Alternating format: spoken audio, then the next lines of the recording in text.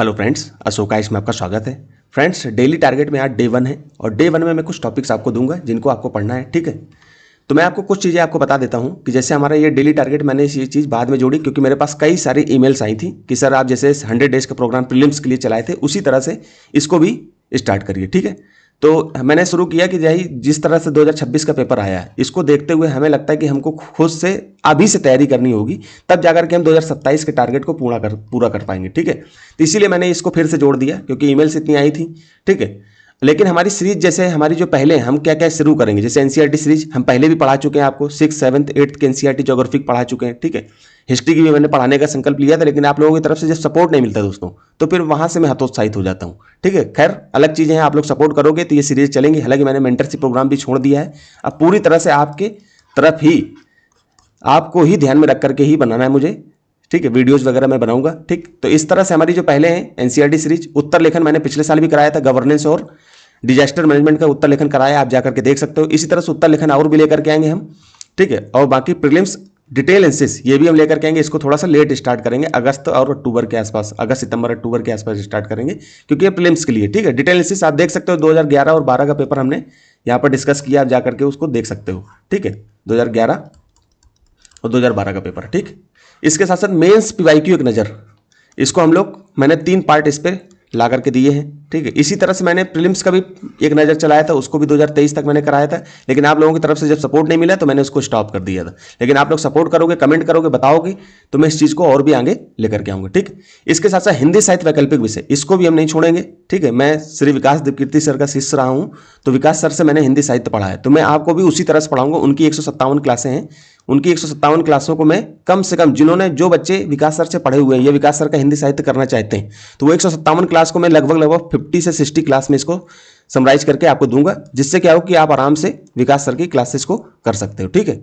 तो जैसे जो पहले से विकास सर की क्लासेस पढ़ चुके हैं तो वो 50-60 क्लास यहाँ से मैं इनको दे दूंगा, और उनके नोट्स मैं डायरेक्ट नहीं दे सकता क्योंकि देखिए संस्थान की कॉपीराइट होता है, उसको मैं डायरेक्ट नहीं दूंगा, लेकिन हाँ कुछ विकल्प ऐसा बनाऊंगा कि जिससे क्या हो कि आपको आसानी मिल जाए, ठीक। इसके साथ साथ डेली टारगेट वगैरह जो मैं आज कर रहा हूँ वही चीज़ मैं आपको बताऊंगा। तो डेली टारगेट में आज मैं आपको देता हूँ 6 क्लास के एनसीईआरटी, ये मैं पहले पढ़ा भी चुका हूँ अपने चैनल में, आप चाहो तो इसको जो है देख सकते हो, ठीक। तो इसको इसमें से पहला चैप्टर आपको पढ़ना है 6 क्लास के एनसीईआरटी, न्यू एनसीईआरटी है मेरे पास, ये 2016-17 में मैंने इसको खरीदा था, तब से है। अभी कुछ पैटर्न चेंज हुआ है, कुछ नई एनसीईआरटी आ गई हैं, कुछ नया पाठ्यक्रम चेंज हुआ है, तो वो अलग चीज़ है। बाकी जिनके पास पुरानी वो पुरानी, बाकी ये चैप्टर आप मेल आपको वहाँ पर भी मिल जाएंगे, नए चैप्टर में, नई एनसीईआरटी में भी आपको ये चीज़ें मिल जाएंगी, ठीक है। तो आपको सौर मंडल पहला चैप्टर पढ़ना है, ठीक है। इसमें से क्या क्या आपको ध्यान रखना है, तो जैसे कि ये शब्दावलियां, इनको बहुत अच्छे से पढ़ना है क्योंकि यूपीएससी इन्हीं में से प्रश्न बनाएगा। जैसे पूर्णिमा और अमावस्या के बारे में आपको पता होना चाहिए, खगोल पिंड के बारे में पता होना चाहिए, मतलब ये जब आप चैप्टर ही पढ़ रहे होगे तो इन चीज़ों पर नजर रखनी है। ये शब्दावली मैंने अलग से लिख दी।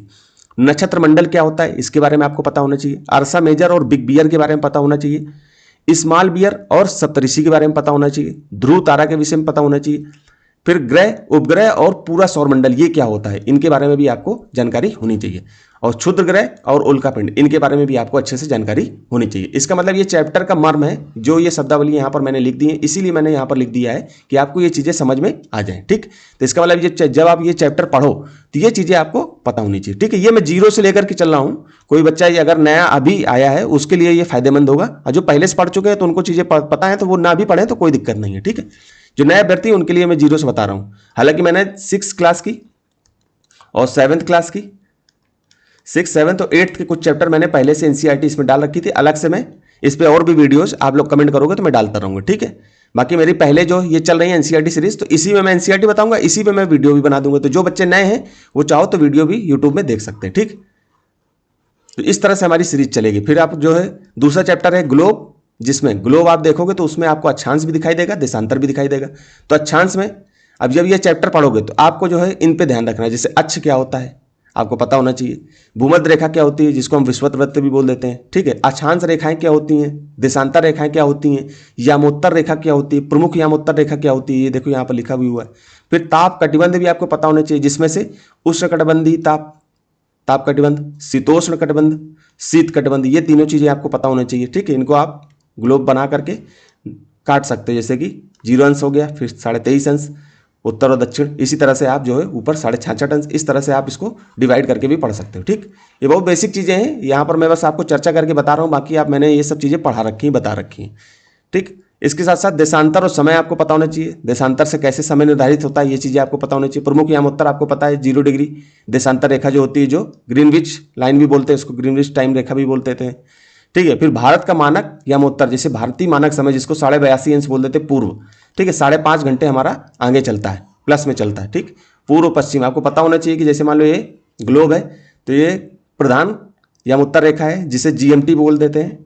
ठीक है, इसके पूर्व में प्लस में चलती हैं चीज़ें, इसके पश्चिम में माइनस में चलती है। तो यहाँ से हम अगर 5.5 घंटे एक्स्ट्रा चलोगे, ये 82.5 अंश आओगे तो 5.5 घंटे का समय बढ़ जाएगा आगे। ठीक, ये चीज़ें आपको बेसिक है, ये मैंने बस चर्चा कर दी, आपको इसके बारे में मैंने सब पढ़ा रखा है वहाँ पे, आप चाहो तो वहाँ जा करके देख सकते हो। ठीक, तो ये चीज़ें आपको देखनी। फिर इसके बाद आपको पॉलिटी 11th क्लास की आपको पढ़नी, 11th और 12th की पुस्तक ही केवल पढ़नी है और आपको कुछ नहीं पढ़ना है। इसके बाद हम लक्ष्मीकांत पुस्तक के बारे में बताएंगे, तो अभी शुरुआत है इसलिए मैंने इनको दिया है। तो आपको राजनीतिक सिद्धांत, ये आपको चैप्टर अच्छे से पढ़ना है। इसका पहला चैप्टर आपको, ये पुस्तक का नाम है, यहाँ देखिए पुस्तक भी दिख रही है, राजनीतिक सिद्धांत। ठीक है, इसका पहला चैप्टर राजनीतिक सिद्धांत, एक परिचय।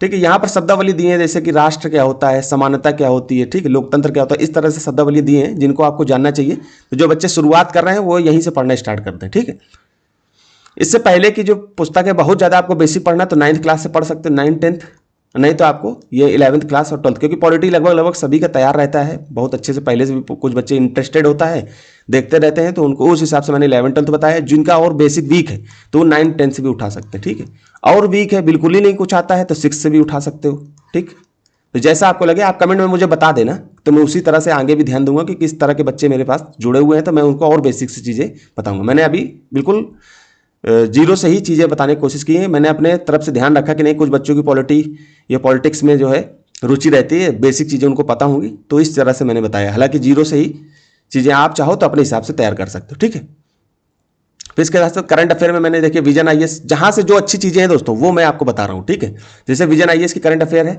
मंथली करंट अफेयर अप्रैल महीने की 2026 की है, इसको आपको पढ़ना था। इसमें केवल आपको राज्य व्यवस्था और शासन जैसा शब्द जो है आपको, ये चैप्टर का मतलब ये टॉपिक है, इसमें सब टॉपिक भी दिए हुए हैं, इसको आपको तैयार करना है, ये खंड आपको तैयार करना, राज्य व्यवस्था और शासन।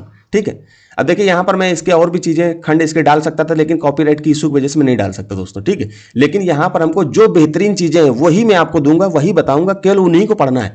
इसके साथ साथ आप डेली एक अखबार, चाहे हिंदी का हो, ठीक है, एक अखबार आपको पढ़ना है। मैं तो इंग्लिश का बोलता हूँ, लेकिन आप चाहो तो हिंदी का भी एक अखबार पढ़ सकते हो, लेकिन मंथली मैगजीन मत छोड़ना। ठीक है, अब आपको 121 पेज की ये मैगजीन है, इसको महीने में 30 दिन होते हैं, आपको पता है। 30 दिन में आपको इसको 3 बार पढ़ना है, मतलब 121 पेज को 10 दिन में खत्म करना है। तो आप उसी हिसाब से निर्धारित कर लीजिए। मैं अपने तरफ से नहीं बताऊंगा इसमें कि आपको क्या क्या पढ़ना है, बस आपको चैप्टर, जैसे राज्य व्यवस्था 4-5 दिन चलेगा, आप चाहो तो 4-5 दिन में खत्म कर सकते हो, नहीं तो इसको जो है जिनको लग रहा है तो 1 दिन में भी खत्म कर सकते हैं। तो मैंने ये चीज़ आपको केवल डाल रखा है, ये टॉपिक 2-3 दिन में डाल के आपको दूंगा।